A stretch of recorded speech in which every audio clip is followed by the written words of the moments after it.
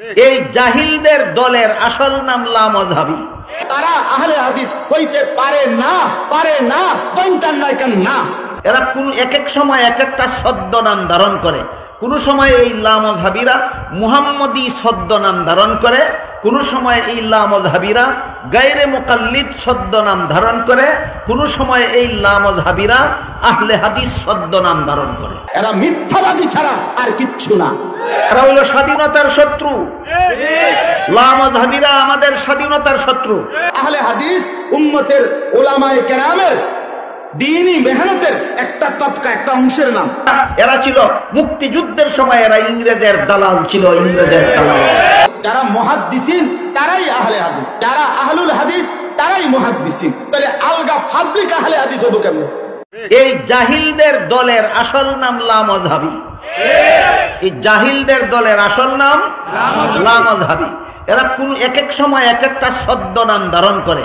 কোন সময় এই লামাযহাবীরা মুহাম্মদী ছদ্মনাম ধারণ করে, কোন সময় এই লামাযহাবীরা গায়রে মুকাল্লিদ ছদ্মনাম ধারণ করে, কোন সময় এই লামাযহাবীরা আহলে হাদিস ছদ্মনাম ধারণ করে।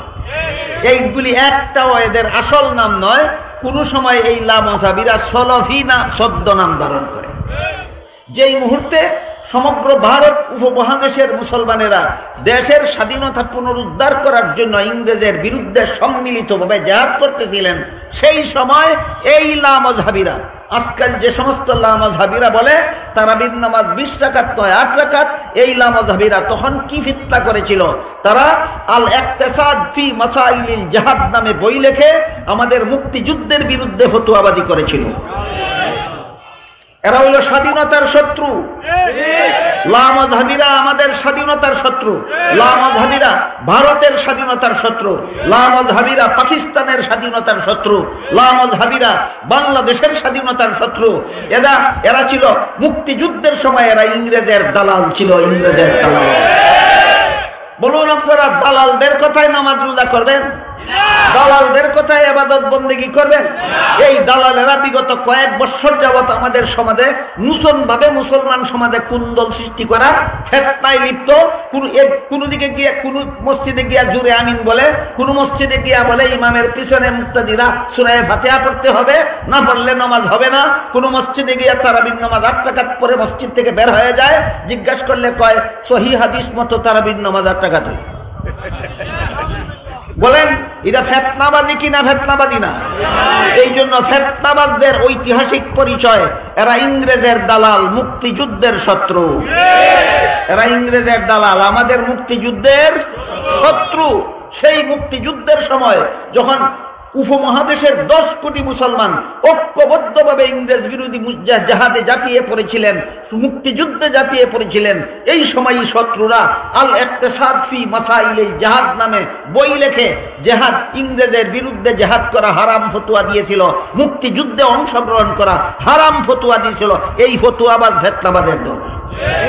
হঠাৎ করে নতুন করে আমিন জোরে বললে, হঠাৎ করে নতুন করে 2 পাও পুরা সরাইয়া দাঁড়াইলে, হঠাৎ করে 20 রাকাত তারাবি 8 রাকাত পড়লে, তাদেরকে পৃথিবীর ইতিহাসে 1300 বছর কেউ কোনোদিন আহলে হাদিস বলে নাই, আহলে হাদিস বলে নাই। তারা আহলে হাদিস হইতে পারে না, দৈন্তান নয় কেন না।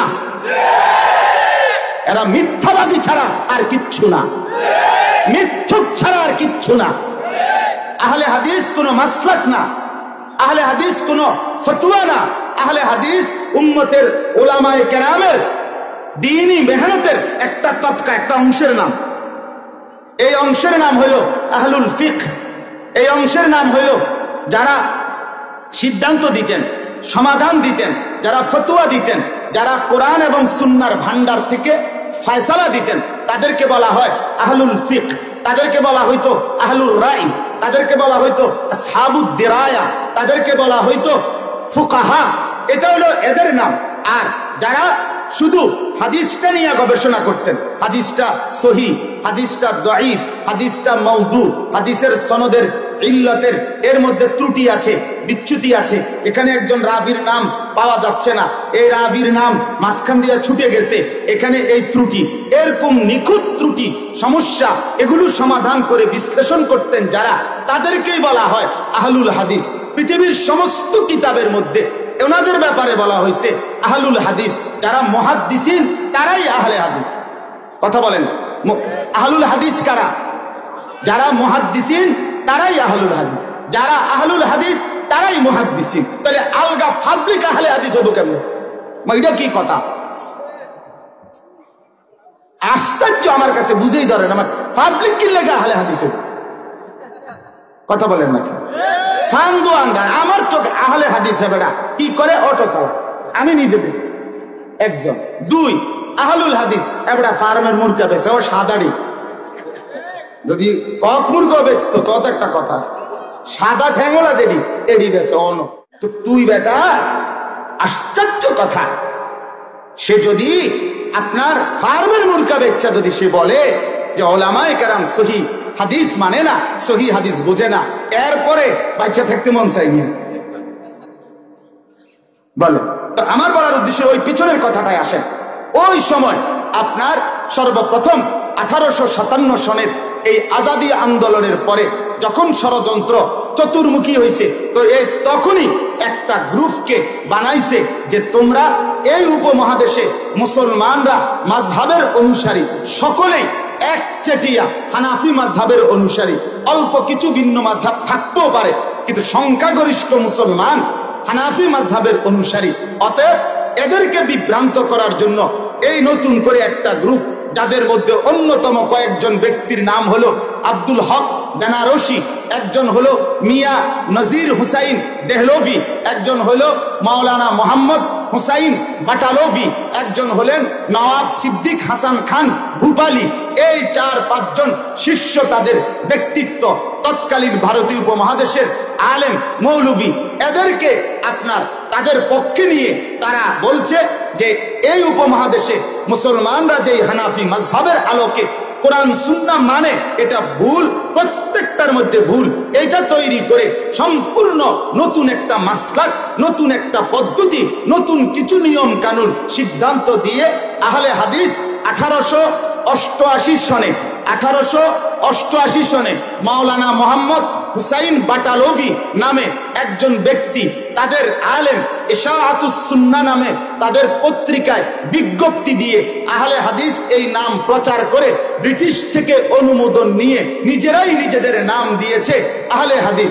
প্রথম বলছে আমাদের পরিচয় আমরা মুয়াহিদিন, এরপরে দেখছি এটা চলে না, এরপরে বলছে আমরা মুহাম্মদি, এরপরে দেখছে এটাও চলে না, এরপরে বলছে আমরা গায়রে মুকাল্লিদ, দেখছে এটাও ভালো করে বোঝে না, এরপরে বলছে আমরা লা মাযহাবি, বলছে না এটাও বোঝে না, এরপরে বলছে আমরা আহলে হাদিস, সর্বশেষ এখন আইসা বলে আমরা সালাফি। এই যিনি আপনার যেটা লাউ এটাই কদু, বুঝেন নাই কথাটা? লাউ আর কদু দুইটা না, একটাই। এই যেটা লাউ এটাই কদু, এটাই। একবার বলছে মুয়াহিদিন, একবার বলছে মুহাম্মদি, একবার বলছে গায়রে মুকাল্লিদ, একবার বলছে লা মাযহাবি, আরেকবার বলছে আহলে হাদিস, আরেকবার বলছে সালাফি। একই হিসাব, একই হিসাব, সবগুলো মিলাইয়া এক কথা, সিদ্ধান্ত একটাই। এই ভারতীয় উপমহাদেশে একজনকে দাঁড় করায় দিছে, তুমি অস্বীকার করো মুহাম্মদ শেষ নবী না। একজনকে দাঁড়ায় দিছে, তুমি বলে দাও মুহাম্মদ সাল্লাল্লাহু আলাইহি সাল্লামের জাতের ব্যাপারে অগণিত প্রশ্ন দাঁড় করিয়ে এখানে উম্মতকে ভাগ করে দাও। আরেক দলকে বলে দিছে তোমরা মুহাম্মদ রাসূলুল্লাহ সাল্লাল্লাহু আলাইহি সাল্লামের উম্মতের এই সংখ্যাগরিষ্ঠ উপমহাদেশের মুসলমান ইমামে আজম আবু হানিফা রাহমাতুল্লাহ আলাইহি মাযহাবকে অনুসরণ করে কোরআন সুন্নাহর উপরে আমল করে এটার থেকে ইফতিরাক করে দাও। করতে গিয়েই আহলে হাদিসের এই নাম প্রচারণা করে আজকের পৃথিবীতে চালাচ্ছে। কিন্তু ইনশাআল্লাহ এটা নিশ্চিত উলামায়ে দেওবন্দ, আকাবিরে দেওবন্দ, উলামায়ে আহলে সুন্নাত ওয়াল জামাতের শেষ ব্যক্তিটা পর্যন্ত এই পৃথিবীতে বেঁচে থাকা পর্যন্ত কোনোভাবেই কোনো দুশ্মনের ছদ্মবেশী কোনো নাম ব্যবহার করে এই উপমহাদেশে না, সারা পৃথিবীতে টিকবে না, টিকবে না, টিকবে না, কোনোভাবেই না ইনশাআল্লাহ।